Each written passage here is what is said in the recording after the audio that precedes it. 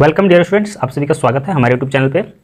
हमारे पास है क्लास 7 का ये सोशल साइंस का चैप्टर है, हिंदी में है, हिस्ट्री से है। किसी स्टूडेंट के द्वारा मुझे मिला है और कई बार कमेंट में आते रहता है कि सर हिंदी में बना के दीजिए। हमारे पास हिंदी का बुक नहीं है। इसके अलावा इधर आसपास में जितने भी स्कूल है सभी में इंग्लिश मीडियम का बुक चलता है, जिसकी वजह से कहीं भी ये बुक मिल नहीं पाता है, तो इसलिए मैं हिंदी नहीं बना पाता। चलिए यहाँ पे इस चैप्टर को मैं पढ़ता हूँ, फिर इसका क्वेश्चन आंसर आपको सॉल्व कर देता हूँ। नगर, व्यापारी और शिल्पीजन। सिटी हो गया व्यापारी, व्यापारी ट्रेडर्स जो बिजनेसमैन होते हैं, और शिल्पीजन कारीगर जो होते हैं उसको कहा जाता है। मैंने भी हिंदी मीडियम में ही पढ़ाई किया है, इसीलिए ज़्यादातर चीज़ें मुझे समझ में आ जाती हैं। जो इंग्लिश मीडियम में पढ़ते हैं बच्चे, वो हिंदी वाले बुक अगर उसको दे दिया जाए तो फिर उसको आधा से अधिक चीज़ें समझ में नहीं आती है, उसको कुछ अजीब लगता है। तो जो हिंदी मीडियम में पढ़ाई किए हुए हैं उसको अच्छी तरह से समझ में आ जाएगा।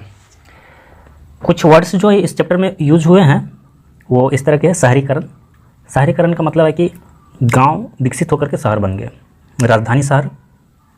राजधानी शहर वो शहर होता है जो राजधानी के रूप में उसको या तो राज्य की राजधानी होता है या फिर देश की राजधानी होता है, जहाँ से शासन किया जाता है, शासन केंद्र। पतन शहर। पतन शहर एक पतन वो होता है जो नष्ट होना, समाप्त होना पतन होता है। ये पतन वो नहीं है, ये समुद्री व्यापार किए जाने के कारण विकसित हुए शहर। ये बंदरगाह को बता रहा है। समुद्री व्यापार मतलब समुद्र के मार्ग का उपयोग होता है, सी पोर्ट जिसको कहते हैं। कलमकारी। कलमकारी कपड़ों की रंगाई करने की एक शैली। कलमकारी जो कारीगरी होता है, कपड़ों को रंगने का एक तरीका होता है, मेथड होता है, उसी को कलमकारी कहते हैं। उसके बाद हो गया सोरा, एक रवादार सफ़ेद नमकीन पदार्थ जिससे बारूद बनाने के लिए प्रयोग में लाया जाता है। पोटेशियम नाइट्रेट होता है इसमें। राजतुला एक ऐसी तराजू जिससे राजाओं को अनाज, सोना या सिक्कों से तोला जाता था, जिसे बाद में गरीबों में बांट दिया जाता था। यह प्रथा हम्पी में काफ़ी प्रचलित थी। हम्पी एक जगह है। उसके बाद यहाँ पे चैप्टर शुरू हो जाता है। तो मध्यकाल से संबंधित जो कंप्लीट जो है मेडिवल पीरियड के बारे में ही क्लास 7 में दिया हुआ है हिस्ट्री में। मध्यकाल में 17वीं शताब्दी के दौरान शहरीकरण की प्रक्रिया काफ़ी तीव्र हो गई। अब अरब, तुर्की और अफ़गानी लोग कस्बों और शहरों में बस गए तथा अनेक नए शहर स्थापित किए गए। उस समय मध्यकाल में ही ये जो गांव थे वो ज़्यादातर शहरीकरण में परिवर्तित होते गए, और विदेशी लोग भी हमारे देश में व्यापार करने के लिए आ रहे थे। व्यापार का विकास और शहरों का उदय इस प्रकार से हुआ। कितने इसके पॉइंट दिए हुए हैं, ये पॉइंट है जिस पर जब आपको क्वेश्चन इस तरह का पूछा जाएगा तो ये चीज़ आपको बतलाना होगा। इस काल में व्यापार और वाणिज्य खूब विकसित हुआ, जिससे नए शहरों का भी उदय हुआ। व्यापार के विकास के कुछ प्रमुख कारण इस प्रकार थे। मुगल साम्राज्य में शांति और विभिन्न जातियों के बीच आपसी सद्भावना थी। व्यापारियों के लिए यात्रा करना सुरक्षित था। जहाँ पे आपको असुरक्षा महसूस हो वहाँ पे लोग ही नहीं जाते हैं, इसीलिए व्यापार वहाँ बढ़ नहीं सकता, तो वहाँ लोग सुरक्षित थे। समाज में शांति था, जातियों में आपसी सद्भावना था। इसकी वजह से देश में परिवर्तन के अच्छे साधन उपलब्ध थे। परिवहन के अच्छे साधन उपलब्ध। परिवहन मतलब कोई वस्तु, गाड़ी वगैरह जो होता है, कोई चीज़ को ले आने के लिए जो साधन होता है उसको परिवहन का साधन कहते हैं। सड़कें एक दूसरे से जुड़ी हुई थी। परिवहन के एक सुगम साधन के रूप में नदियों का भी खूब प्रयोग किया जाता था, मतलब जल मार्ग का उपयोग किया जाता था। बड़ी बड़ी नदियों में ये बोट वगैरह हो गया या नाव हो गया, जिसके द्वारा वो सामान को इस पार से उस पार ले जाते थे। कर ढांचा देश भर में एक समान था। व्यापारी अपना माल देश भर में कहीं भी बेच सकते थे। व्यापारियों को कर देने का, कर मतलब टैक्स देने चुकाने का जो है वो समस्या नहीं था। पूरे देश में एक ही समान था। अगर यहाँ पे 100 रुपया है तो कहीं भी जाएंगे तो 100 रुपया ही लगेगा, इसीलिए उसको टेंशन नहीं होता था। पूरे देश में कहीं भी वो जाकर के बेच सकता था अपने सामान को। विलासिता की वस्तुओं की मांग काफ़ी बढ़ गई थी, इससे दस्तकारी को काफ़ी बढ़ावा मिला। विलासिता जो होता है, अमीरी की वस्तुएं जो होता है, जो सुखदायी वस्तुएं होता है, उसको विलासिता की वस्तुएं कहते हैं। दस्तकारी काफ़ी बढ़ावा मिला, मतलब जो है कारीगरी की जो है उसको काफ़ी बढ़ावा मिला। मुगल शासकों ने शुद्ध चांदी के सिक्के जारी किए। इनका आसानी से लेन देन किया जा सकता था। पहले सिक्के नहीं हुआ करते थे तो लोग सामान आपस में बदली करते थे, लेकिन सिक्के होने की वजह से खरीद बिक्री करने में उसे काफ़ी आसानी हो गई। इस पेज में एक लास्ट पॉइंट दिया हुआ है। जिन स्थानों पर मंडियाँ लगती थी तथा जहाँ किसान अपने अनाज बेचते थे वे धीरे धीरे छोटे और बड़े शहरों में विकसित हो गए।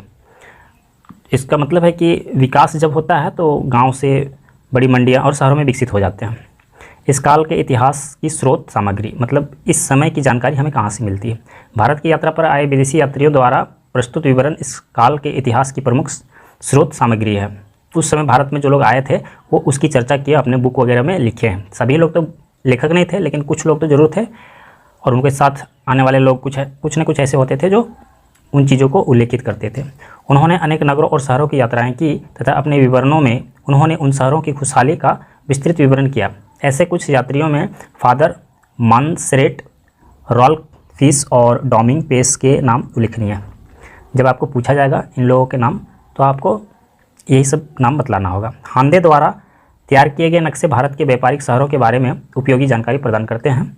सर टॉमस रॉ द्वारा तैयार किए गए नक्शों से मुगल साम्राज्य के प्रशासनिक विभागों के बारे में जानकारी प्राप्त होती है। नक्शे तैयार करने से संबंधित विज्ञान नक्शानवीसी कहलाता है। नक्शे तैयार करने से संबंधित विज्ञान नक्शानवीसी कहलाता है। शासकों द्वारा जारी किए गए सरकारी फरमान या आदेश भी इस काल के इतिहास का एक प्रमुख स्रोत है। इतनी सारी चीज़ें हैं जो हमें उस समय की जानकारी देती है। 17वीं शताब्दी में विकसित हुए शहरों को 3 श्रेणियों या वर्गों में विभाजित किया जा सकता है। राजधानी शहर, तीर्थ शहर और पतन शहर व व्यापारिक केंद्र। 3 तरह के शहरों में उसे विभाजित किया जाता है। सबसे पहले राजधानी शहरों की बातें किया जा रहा है। उन दिनों कुछ महत्वपूर्ण राजधानी शहर या प्रशासनिक केंद्र थे: लाहौर, आगरा, फतेहपुर सीकरी तथा दिल्ली। राल्फ फिश के अनुसार ये शहर लंदन शहर से भी अधिक बड़े और अधिक आबादी वाले शहर बन गए थे। राल्फ फिश एक व्यक्ति है जिन्होंने बुक लिखा है, तो उनके द्वारा बतलाया जा रहा है कि ये जो नाम लिया गया यहाँ पे लाहौर, आगरा, फतेहपुर, लाहौर अभी पाकिस्तान में है, लेकिन वो सारे हिंदुस्तान में पहले पाकिस्तान हिंदुस्तान हुआ करता था। ये लंदन से भी बड़े शहर थे, काफ़ी घनी आबादी थी, उससे भी ज़्यादा घनी आबादी तो अभी भी हमारे देश में सबसे ज़्यादा ही है। लाहौर के बारे में बतला रहा है, यह शहर 1585 से 1598 ईस्वी के बीच अकबर की राजधानी था। इस शहर में एक विशाल किला था। मानसरेट ने लिखा है कि लाहौर यूरोप या एशिया के किसी भी अन्य शहर से बड़ा था। यह हस्तशिल्प द्वारा तैयार किए गए उत्पादों का भी केंद्र था। यह कश्मीरी दरियों और शॉलों का वितरण केंद्र था। दरियों मतलब दरी की बात कर रहा है, और शॉलों मतलब शॉल की बात कर रहा है। यात्रियों ने लाहौर शहर की संपन्नता के बारे में लिखा है और उसे एक महत्वपूर्ण व्यापारिक शहर बतलाया है। आगरा के बारे में बतला रहा है, यह अकबर के शासन काल में मुगल साम्राज्य की राजधानी था। यह शहर दिल्ली से काफ़ी बड़ा था। अबुल फजल ने लिखा है कि लाल बलुआ पत्थरों से बने आगरे के किले में 500 से अधिक ईंट और मसाले से बनी इमारतें थी जो आगरा आने वाले विदेशी यात्रियों को काफ़ी प्रभावित करती थी। आगरा में सूती और रेशमी कपड़ों की बुनाई का उद्योग काफ़ी उन्नत था। आगरा का किला, आपको कभी आप जाते हैं आगरा स्टेशन, तो स्टेशन से सटा हुआ है और काफ़ी बड़ा है। बगल बगल में ट्रेन जाएगी और लंबे समय तक आप उसको देख पाएंगे। नेक्स्ट पेज पे चलेंगे। इस पेज में आपको क्लियरिटी कम मिलेगा, लेकिन मैं पढ़ के आपको बतला देता हूँ। फतेहपुर सीकरी का शहर जो है उसके बारे में दिया गया है। यहाँ अकबर ने अपनी नई राजधानी बनाई। यह आगरा के काफ़ी निकट स्थित है। उसने इस शहर में 1571 ईस्वी में अपना शासन केंद्र स्थापित किया और 1585 ईस्वी तक यहाँ रहा। अपनी पुस्तक कमेटेरियस में मानसेरेट ने इस शहर और इसकी शानदार इमारतों का वर्णन किया है। अकबर ने फतेहपुर सीकरी में रहने वाले सूफी संत शेख सलीम चिश्ती के सम्मान में कई शाही महलों का निर्माण करवाया। देखिए, शेख सलीम चिश्ती, इसके बारे में क्वेश्चन में दिया हुआ है, आप इसका नाम याद रखेंगे। अब यहाँ पे दिल्ली के बारे में दिया हुआ है। देखिए, यहाँ पे उससे थोड़ा सा क्लियरिटी इसमें हो सकता है, इसलिए मैं पढ़ के बतला दे रहा हूँ। दिल्ली के बारे में बतला रहा है। शाहजहाँ ने 1639 ईस्वी में दिल्ली शहर को फिर से बसाया और उसका नाम शाहजहाँबाद रखा। उसने यमुना नदी के किनारे लाल किले का निर्माण करवाया। इसका निर्माण लाल बलुआ पत्थरों से करवाया गया। लाल किला, जिसपे आज भी ये 15 अगस्त और 26 जनवरी 15 अगस्त में झंडा फहराया जाता है। इसके ठीक बाहर चांदनी चौक एक प्रमुख बाजार था और आज भी है। तीर्थ स्थानों के आसपास विकसित हुए शहर। अब ये दूसरा तरह का जो शहर है उसकी चर्चा हो रहा है। हिंदुओं और मुसलमानों दोनों के धार्मिक स्थलों के आसपास अनेक शहर या नगर विकसित हुए। ऐसे ही दो तीर्थ नगरों के रूप में वाराणसी और इलाहाबाद, प्रयाग, जिसको प्रयाग के नाम से वहाँ पे प्रयाग नाम का शहर है, शहर विकसित हुए जहाँ पूरे भारत से हिंदू तीर्थयात्री पहुँचते थे। फतेहपुर सीकरी और अजमेर में सूफी संतों की दरगाहें थी, इसलिए ये भी तीर्थ नगर बन गए। तीर्थ स्थानों के कारण प्रसिद्ध हुए कुछ अन्य तीर्थ नगर थे, और भी कुछ नगर थे तीर्थ स्थल के रूप में। सांची जो कि बौद्ध धर्म का है, कुरुक्षेत्र हो गया, ननकाना साहिब आपको ये सिख धर्म से हो गया, अमृतसर हो गया, जगन्नाथपुरी ये हिंदू धर्म से आएगा, ये उड़ीसा में है जगन्नाथपुरी। पतन शहर ये इतना ही, दूसरा टाइप का जो शहर था वो इतना ही दिया हुआ है, और पतन शहर के बारे में ज़्यादातर दिया हुआ है। तो पतन शहर वो बंदरगाह सीपोर्ट जिसको बोलते हैं, और व्यापारिक केंद्रों के रूप में विकसित हुए शहर। अनेक अन्य शहर आसपास के क्षेत्रों में पाए जाने वाले उत्पादों या समुद्र तट से समीप होने के कारण विकसित हुए। गुजरात में ऐसे ही अनेक व्यावसायिक और पतन शहर विकसित हुए, जैसे कि कैम्बे, सूरत और भड़ोच। ये गुजरात में ये सब शहर हैं, अभी भी है। सूरत नाम तो वही है, भड़ोच नाम वही है, कैम्बे शायद वही नाम हो, या फिर कोई नाम हो सकता है कि बदल गया हो। पश्चिमी तट पर विकसित हुए अन्य महत्वपूर्ण पतन शहर थे। पश्चिमी तट पर मतलब महाराष्ट्र की तरफ गोवा, कोचीन और लाहौरी बंदरगाह। पूर्वी तट पर विकसित हुए महत्वपूर्ण शहरों में चटगांव, सोनारगांव, मुसलीपट्टम और नागपट्टम के नाम उल्लेखनीय हैं। तो ये आपको पूर्वी तट का मतलब हो गया कोलकाता की तरफ हो गया। बंगाल में कासिम बाज़ार कपास का एक महत्वपूर्ण व्यापारिक केंद्र था। तो वहाँ पे आज भी इसका कपास का खेती होता है बंगाल में।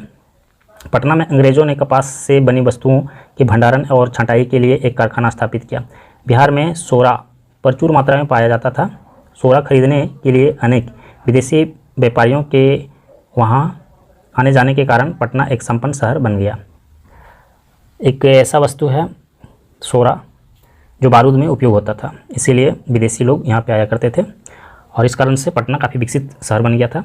व्यापारिक समुदाय वैश्य, मारवाड़ी और बोहरा समुदाय मुख्यतः व्यापारिक समुदाय थे, जबकि गुजराती लोग आमतौर पर खरीद फरोख्त का ही व्यवसाय करते थे।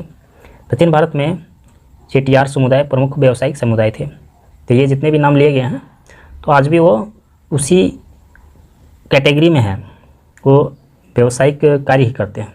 विदेशी व्यापार भारत का चीन, श्रीलंका, अरब और ईरान के साथ व्यापारिक संबंध था। कोचीन, सोनारगांव, गोवा, सूरत, मसूलीपट्टम विदेशी व्यापार के प्रमुख बंदरगाह थे। बंदरगाह पत्तन और एक ही चीज़ है, ठीक है, सीपोर्ट जिसको इंग्लिश में बोलते हैं। यूरोपीय शहरों में भी भारतीय रेशम, मलमल और कपास की भारी मांग थी। यूरोपीय शहरों में मतलब यूरोप के देशों में। यह एक रोचक तथ्य है कि वहाँ अनेक प्रकार के कपड़ों को भारतीय शहरों के नाम से जाना जाता था। उदाहरण के लिए यूरोपीय शहरों में कपास को भारतीय शहर कालीकट के नाम पर कैलिको कहा जाता था। कुछ ऐसे नाम दे दिए गए थे जिससे ये पता चले कि ये भारतीय कपड़ा है, भारत से ही आया हुआ है। भारत से मुख्यतः सूती कपड़ों, मसालों, नील, सोरा आदि का विदेशों को निर्यात किया जाता था, मतलब विदेशों में भेजा जाता था। वहाँ पे इसकी काफ़ी मांग थी। विदेशों से अच्छी नस्ल के घोड़े, इत्र, चीनी बर्तन और हाथी दांत से बनी वस्तुएं आयात की जाती थी। मतलब इन सारी चीज़ों को विदेशों से मंगाया जाता था। शिल्प कलाकारी जो है, मुगल बादशाह अकबर और शाहजहां कलाकारों और शिल्पियों को संरक्षण देने के लिए प्रसिद्ध थे। इस काल में सूती, रेशमी और ऊनी कपड़ों पर बहुत सुंदर कढ़ाई का काम किया जाता था, जिसे देश विदेश में काफ़ी पसंद किया जाता था। दिल्ली और अनेक अन्य शहरों में हाथी दांत के खिलौने तथा अन्य अनेक खूबसूरत चीज़ें बनाई जाती थी। मध्यकाल में संगमरमर जड़ने की कला काफ़ी उन्नत थी। लाहौर में अत्यधिक सुंदर कालीन बनाए जाते थे। बीदर के दस्तकार तांबे और चांदी के जड़ाऊ कामों के लिए जाने जाते थे। इसी कारण इस कला को बिदरी कहा जाता था। इस कला का उपयोग बक्सों, पानदानों, हुक्कों और घरेलू उपयोग की अन्य चीज़ों को सजाने के लिए किया जाता था। तो मुग़ल बादशाह अकबर और शाहजहां ने कलाकारों को, शिल्पकारों को सुरक्षा प्रदान किया था। वो जानते थे कि अपने देश की या अपने शहर की विकास करने के लिए इन शिल्पकारों का काफ़ी रोल रहेगा, अहम रोल रहेगा, इसीलिए उसको सुरक्षा प्रदान करते थे। इस तरह से कई सारी चीज़ें विकसित हुई और इन शहरों के विकास में इन सब का हाथ था। नेक्स्ट पेज जहाँ पे केस स्टडी दिया हुआ है, तो स्पेशली कुछ शहरों के बारे में जो मुख्य शहर थे उन शहरों के बारे में बतलाया गया है। मसूलीपट्टनम शहर, जिसे मसूलीपट्टनम के नाम से भी जाना जाता है, लगभग सेम नाम है।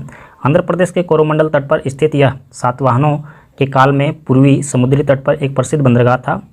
पेरिप्लस ने इसका वर्णन मसूलिया के नाम से किया है, जहाँ मलमल निर्मित किया जाता था, मलमल वेलवेट जिसको कहते हैं। इसका महत्व इस कारण था कि यह समृद्ध गोलकुंडा राज्य का प्रमुख बंदरगाह था। मसूलीपट्टनम एक बंदरगाह है जो कि आंध्र प्रदेश में था। यह 17वीं शताब्दी में डचों, अंग्रेजों और फ्रांसीसी कंपनियों के बीच व्यापारिक प्रतिस्पर्धा का केंद्र था।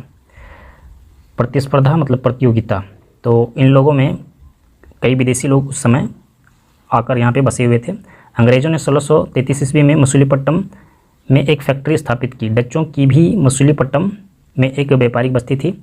डच और अंग्रेजी कंपनियों के बीच 18वीं शताब्दी में 5वें दशक तक काफ़ी कड़ी प्रतिस्पर्धा रही, मतलब एक दूसरे के प्रतिद्वंदी थे। अंततः डचों की शक्ति का अंत हो गया। इस क्षेत्र में अंग्रेज और फ्रांसीसी कंपनियों के बीच व्यापारिक प्रतिस्पर्धा थी, किंतु दूसरे कर्नाटक युद्ध 1749 ईस्वी से 1754 ईस्वी के बीच ये युद्ध चला था। कर्नाटक युद्ध के बाद फ्रांसीसी प्रभाव घटने लगा। बाद में अनेक कारणों से मसूलीपट्टनम का आर्थिक महत्व घट गया और इस शहर की संपन्नता भी कम हो गई। प्रमुख पतन शहर जैसे कि कोलकाता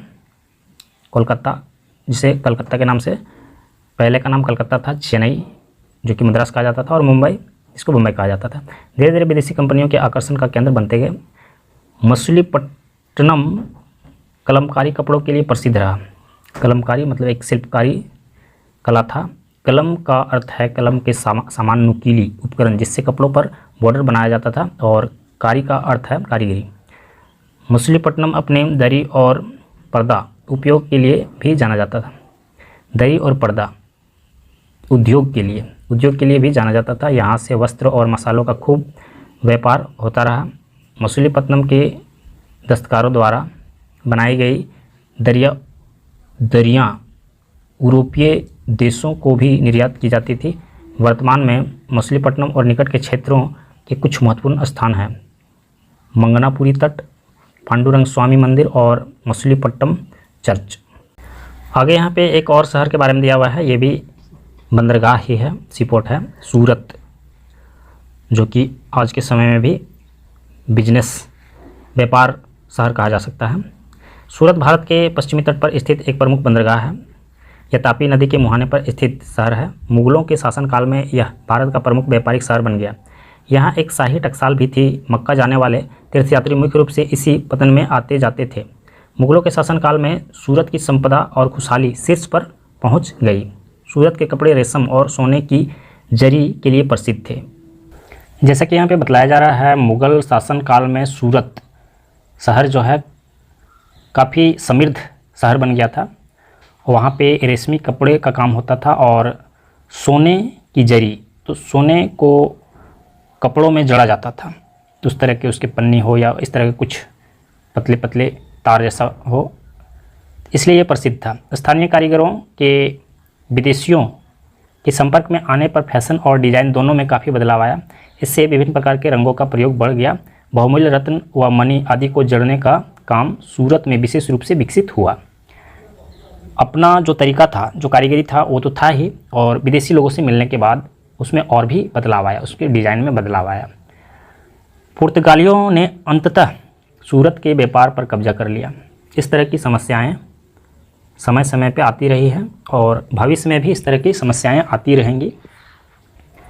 किंतु अंग्रेज़ों और डचों ने भी सूरत शहर में अपनी फैक्ट्रियां स्थापित की। गुजरात के सेठों और महाजनों के सूरत में निजी बैंक घर थे।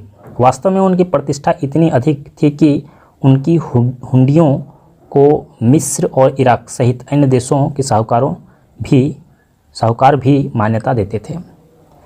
यहाँ पे जो लोग आते थे, पुर्तगाली आए तो वो अपना कब्जा कर लिया, और अंग्रेज़ आए, डच आए, जो कोई भी आया तो वहाँ पे कब्जा करने की कोशिश किया, क्योंकि उससे समृद्ध बना जा सकता था, अमीर बना जा सकता था, जिसके कारण वे लूटने के प्रयास से या जैसे भी हो उस वजह से, उस कारण से उसे अपने अंदर लेने का प्रयास करते थे। मुगलों के पतन के बाद सूरत में व्यापार और उत्पादकता घट गई। 1688 ईस्वी में इंग्लैंड के सम्राट को एक पुर्तगाली राजकुमारी से विवाह करने का पुर्तगाल द्वारा बम्बई दहेज में दे दी गई, जिसे सम्राट ने ईस्ट इंडिया कंपनी के हवाले कर दिया। कंपनी ने तब अपना मुख्यालय मुंबई में स्थापित किया। इसके बाद सूरत का महत्व कम होता गया। तो इस तरह की घटनाएं घटी। पुर्तगाली उस समय उस पर राज कर रहे थे, लेकिन किसी कारणवश उसे अंग्रेज़ों के हवाले करना पड़ गया। आज भी सूरत में हीरा तराशने का कार्य किया जाता है और पॉलिश करने के उद्योग के लिए जाना जाता है। पॉलिश मतलब हीरे को पॉलिश करना, हीरे को चमकाने का जो मेथड होता है उसको पॉलिश करना कहा जाता है। नेक्स्ट पेज पे देखते हैं। इस पेज में आपको थोड़ी क्लियरिटी अच्छा मिलेगा, आसानी से पढ़ा जा सकता है। हम्पी के बारे में दिया हुआ है। हम्पी कर्नाटक राज्य में तुंगभद्रा नदी के तट पर स्थित है। यह शहर एक मजबूत किले के रूप में था और विजयनगर साम्राज्य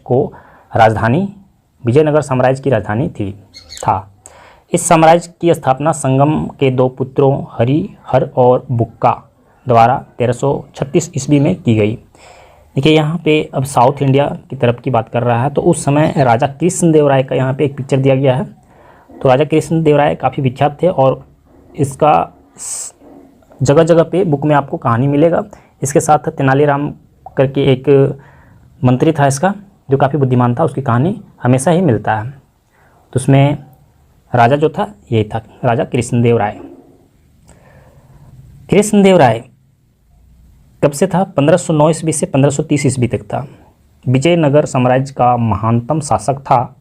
यह साम्राज्य 16वीं शताब्दी में अपने चरम उत्कर्ष पर था। अनेक यूरोपीय यात्रियों और व्यापारियों ने इस साम्राज्य की राजधानी हम्पी की संपन्नता और वैभव के बारे में लिखा है। जो लोग वहाँ पे आए थे और उन्होंने देखा कि उसकी समृद्धि देखा और उसके बारे में लिखा। हर तरफ से समृद्ध था, शांत था और लोग अच्छी जीवन जी रहे थे। आज हम्पी शहर का केवल अवशेष ही रह गया, किंतु ऐसा प्रतीत होता है कि इस शहर में सुंदर महल और बाजार थे जहाँ सभी प्रकार की वस्तुएं उपलब्ध थी। मंदिरों के अवशेष से विजयनगर साम्राज्य के गौरवशाली इतिहास का पता चलता है। आज उसके अवशेषों से पता चलता है कि वो कितना परिपूर्ण था। विठल देव मंदिर का निर्माण राजा कृष्णदेवराय द्वारा शुरू करवाया गया, जिसे उसके उत्तराधिकारी अच्युत राय ने पूरा करवाया। मतलब है कि ये मंदिर जो है वो कंप्लीट करवा नहीं पाए थे, पूरी तरह से उसको संपन्न नहीं करवा पाए थे, लेकिन उसके बाद जो उत्तराधिकारी आया अच्युत राय, उन्होंने कंप्लीट इसको करवाया, पूर्ण करवाया। इसके स्तंभों पर नक्काशी करके सुंदर मूर्तियाँ बनाई गई। इसके प्रांगण में मुख्य देवता विठल देव भगवान विष्णु के मंदिर के अतिरिक्त अन्य देवताओं के भी अलग अलग मंदिरें बने हैं। यहाँ अनेक स्तंभों वाला एक विशाल कक्ष है जिसे कल्याण मंडपम कहा जाता है। इसके अतिरिक्त एक खुला मंडप भी बना है। विठल देव, तो ये साउथ इंडिया है, वहाँ पे लैंग्वेज अलग है जिसकी वजह से शब्द भी अलग हो जाते हैं, लेकिन भगवान वही है, विष्णु भगवान जिसको हम लोग कहते हैं। हम्पी में और क्या चीज़ें हैं?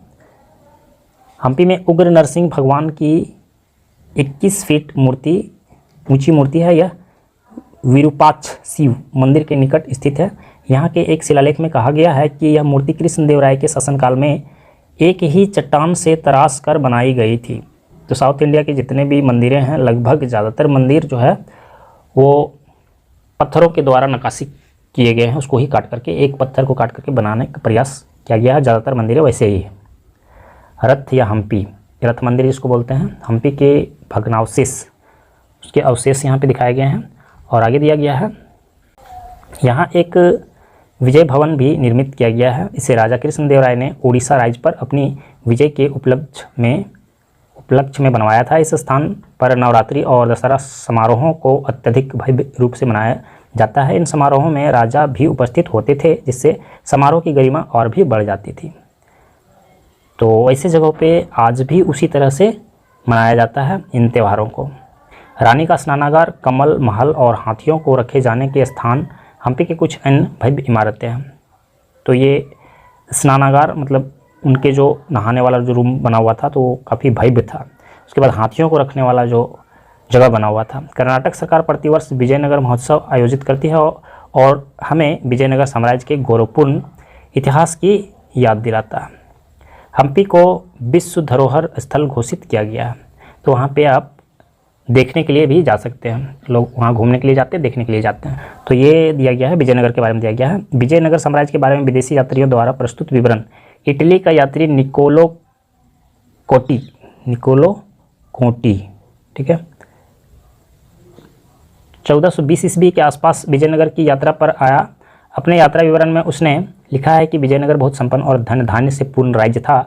उसने इस राज्य में सती प्रथा प्रचलित होने का उल्लेख किया है, मतलब उस समय तक सती प्रथा प्रचलित था। काफ़ी समय की बात है, आगे सती प्रथा समाप्त हुआ, राजा राम मोहन राय के द्वारा अंग्रेज़ों के समय में समाप्त हुआ था। अब्दुल रज़ाक जो जोमोरिन के दरबार में ईरान के राजा का राजदूत था, 1443 ईस्वी में विजयनगर की यात्रा पर आया। अपने यात्रा विवरण में उसने विजयनगर शहर का विस्तृत वर्णन किया है। साम्राज्य की संपन्नता के बारे में उसने लिखा है, राजा के खजाने में सोने से भरे कच्छ हैं। राज्य के सभी निवासी, चाहे वे धनी हो या निर्धन, अपने कान, गले और बाजू में आभूषण पहनते हैं। मतलब सभी लोग उस समय, आज की दृष्टि से कहा जाए तो उस समय सभी लोग निर्धन, कोई भी निर्धन नहीं था, मतलब सभी अमीर थे। निर्धन भी जो थे, जिनकी गिनती निर्धन में भी आती थी, तो वो भी सोना पहनते थे। एक पुर्तगाली यात्री डोमिंगो पेस ने लिखा है, राजा के पास अनेक सिपाही और अनेक हाथी है। विजयनगर शहर में हमें किसी भी देश का आदमी दिखाई दे सकता है, क्योंकि यहाँ व्यापार बहुत उन्नति पर है। शहर अन्न और दालों से भरा हुआ है। संक्षेप में विजयनगर हीरों, चीनी के रेशम और मैसूर की काली मिर्च और चंदन के व्यापार का एक बड़ा केंद्र था। इसीलिए विदेशी लोग यहाँ पे व्यापार करने के लिए आया करते थे। कोई भी नज़र आ सकता था। यहाँ पे सारांश दिया हुआ है, सारांश पढ़ने की आवश्यकता नहीं है, जहाँ तक मैं समझता हूँ आप पढ़ सकते हैं। अगर आप पढ़ना चाहें तो नेक्स्ट पेज पे चलेंगे। सारांश इस पेज में भी कुछ दिया हुआ है। उसके बाद यहाँ पे MCQ क्वेश्चन दिया गया है, अकबर ने किस सूफी संत के सम्मान में फतेहपुर सीकरी नामक शहर की स्थापना की थी? तो शेख सलीम चिश्ती। मुगल शासकों के शासन काल में किस स्थान पर एक शाही टकसाल था? सूरत में। हम्पी किस साम्राज्य की राजधानी थी? विजयनगर। विजयनगर साम्राज्य का महानतम राजा था कृष्णदेव राय। संभवतः इतना ही क्वेश्चन हो। और आगे दिया हुआ है ट्रू फॉल्स क्वेश्चन दिया गया है। नए शहरों के उदय का एक प्रमुख कारण था व्यापार और वाणिज्य का विकास। तो बिल्कुल सही है। दिल्ली के शिल्पकार अपनी बिदरी कलाकारी के लिए जाने जाते थे, तो गलत है। बिदर के लोग थे। वाराणसी और प्रयाग हिंदुओं के पवित्र तीर्थ स्थल है, बिल्कुल सही है। विठल देव मंदिर भगवान शिव को समर्पित है, तो ऐसा नहीं है। विठल देव मंदिर विष्णु भगवान का मंदिर है। निम्नलिखित को सुमेलित कीजिए, मतलब है कि मैच द फॉलोइंग दिया हुआ है। आंध्र प्रदेश में कोरोमंडल तट क्या है? मछलीपट्टम, तो सही है। नकद भुगतान पत्र क्या दिया? हुंडियाँ। फरमान क्या है? शासकीय आदेश, ये भी सही है। उग्र नरसिंह भगवान हम्पी में है। इतावली यात्री कौन है? Niccolo Conti. डोमिंगो पेस पुर्तगाली यात्री, यहाँ पे ऑलरेडी दिया हुआ है और सारे सही हैं। तो नेक्स्ट पेज पे देखते हैं।